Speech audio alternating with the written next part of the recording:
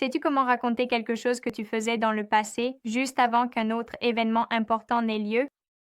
Aujourd'hui, nous allons apprendre le past perfect continuous.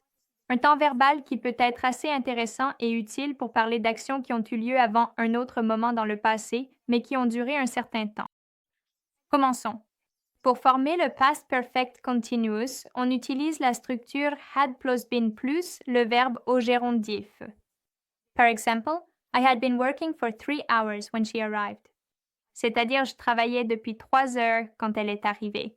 Ici, had been working nous montre que l'action de travailler a commencé auparavant et s'est poursuivie pendant un certain temps, mais s'est terminée avant qu'elle n'arrive. Voyons un autre exemple. Supposons que quelqu'un écrivait un scénario pour un film.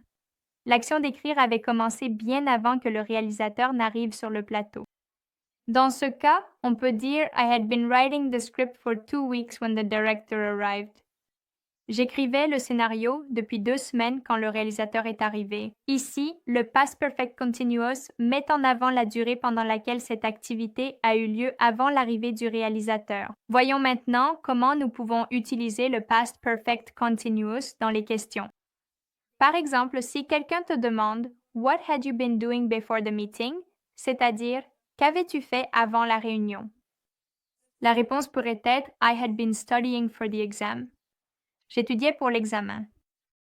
Voyons maintenant, quand nous n'utilisons pas le past perfect continuous, nous ne l'utilisons pas lorsque l'action est déjà terminée et que nous ne mettons pas l'accent sur la durée. Par exemple, I had finished the project before the meeting. J'avais terminé le projet avant la réunion.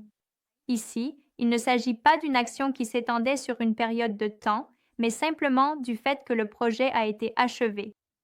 Donc, nous utilisons le past perfect continuous pour parler d'actions qui ont eu lieu dans le passé, qui ont duré un certain temps et qui se sont terminées avant un autre moment du passé.